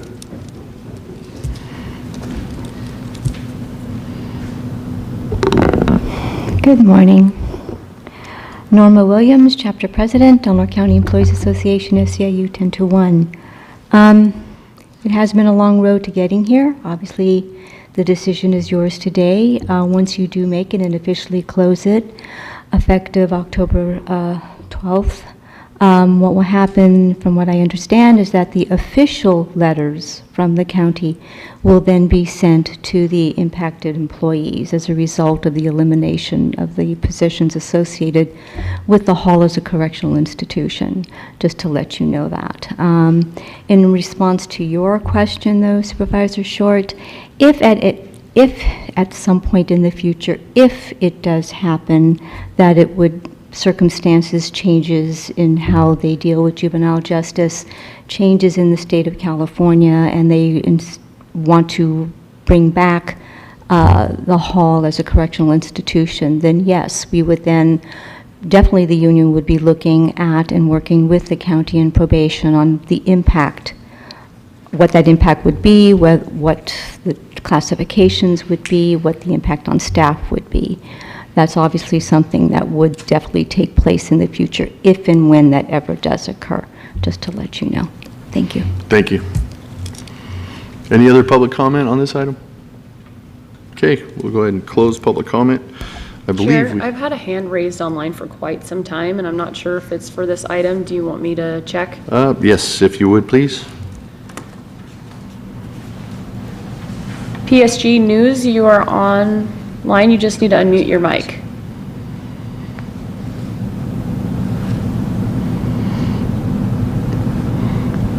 I'm assuming that was probably not on purpose. It's been quite some time, so I'm going to go ahead and Okay. take them off. Thank you Oh, wait, very here much. they come.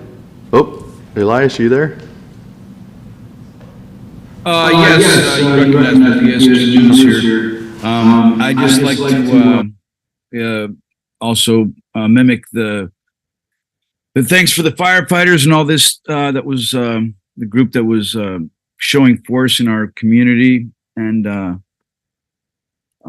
in the future for our minutes, I just one side note for the minutes, if I don't come to the meetings, I would like to forward my minutes to someone else. Is that possible? That was my main statement. Thank you.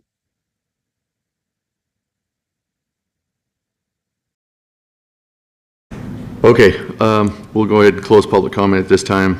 I believe I had a motion and a second for eliminating this juvenile hall division. So Kylie, would you poll the vote? Supervisor Borges? Yes. Supervisor Howard? Yes. Supervisor Wilson? Yes. Supervisor Starkey? Yes. Chair Short? Yes. Okay, item number 22, approve and adopt an ordinance amending section 2.20.10 of the Del Norte County Code relating to the public defender as requested by county council. Joel? Yeah, this is the second and final reading. All this does is change the county code to say that we'll have an office instead of contracts. Very good, thank you. Any comments from the board? No? Is there any public comment on this item? Seeing no public comment, I will bring it back to the board for a vote. A motion Kylie? to approve. Oh, I guess we need a motion. Thank you, appreciate that. You're That's welcome. why we have a vice chair here, keep me in line. Could I get a motion, please? I'll motion to approve. I'll second that. We have a motion and a second. Now, Kylie, now that I've been brought back between the dishes, could you poll the vote? Supervisor Wilson? Nope. Supervisor Howard? Oh, sorry. Supervisor Borges? Yes. Supervisor Starkey? Yes. Chair Short? Yes, Are we waiting for Chris to? we will not. We'll go ahead and move on, being as it passed. Okay. I believe the only thing we have left is to take up our consent agenda. Do we have any public comment on our consent agenda at this time? Chair, I do online. Okay, go ahead with the online.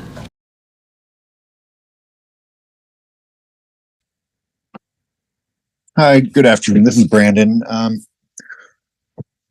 Yeah, just continued disappointment in the consent agenda. It's getting better and I appreciate that. And likewise with the budget, I think some improvements are being made and it's good. I hope we can continue with some of the success, but today has 12 items on it. Not quite as spendy as the normal consent agenda, but I was just wondering if someone could explain why the Del Norte Department of Health and Human Services, with their agreement with the Del Norte Healthcare District, on why they're raising the rent between the two when they are both Del Norte maintained and facilitated. Thank you.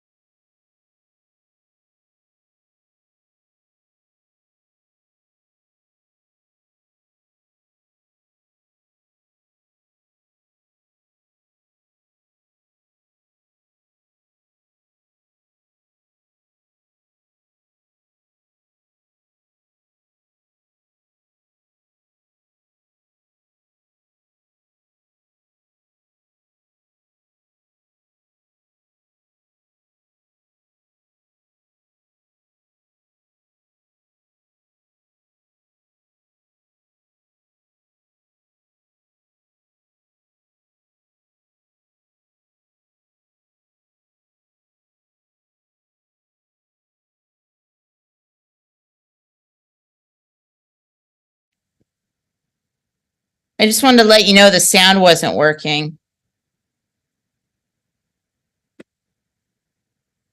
Am I muted? We could hear you pretty good, Jessica. Is she gone? Yes. Did we get that situation fixed? Mackenzie, or Rachel, I'm sorry? Okay, we're fixed. Good deal. Thank you, Jessica, for that. Appreciate that. No other public comment online? None? Okay, we'll close public comment and bring it back to a vote to continue this item. Kylie, would you poll the vote, please? Supervisor Howard? Yes. Supervisor Starkey? No. Supervisor Wilson? Yes. Supervisor Borges? Yes. Chair Short? No. Okay, I believe that is our last item. Kylie, is that correct? Technically, at 2 p.m., you guys are going to reconvene in closed session to do public defender interviews. That is true. We will be back here at 2 o'clock this afternoon, but all the items for this session is covered? Yes. And Okay. Council, correct me if I'm wrong, there's not going to be any reportable actions, correct? No. No, I don't think so. Thank you. If we're doing interviews, so if we choose a candidate today, would we need to report that out, or can that be reported out another time? You actually have the option. You can appoint somebody out of closed session if it's agendized for appointment, which I believe it is. But I think our typical practice would be, because you have to negotiate salary and everything, that you wouldn't do it that fast, and that's kind of why I hesitated. The answer is probably you won't report anything out. Very good. Okay, so we don't anticipate anything from that meeting. So we'll adjourn this open session and until our next meeting, which is September 26th, 2023. Thank you all for coming.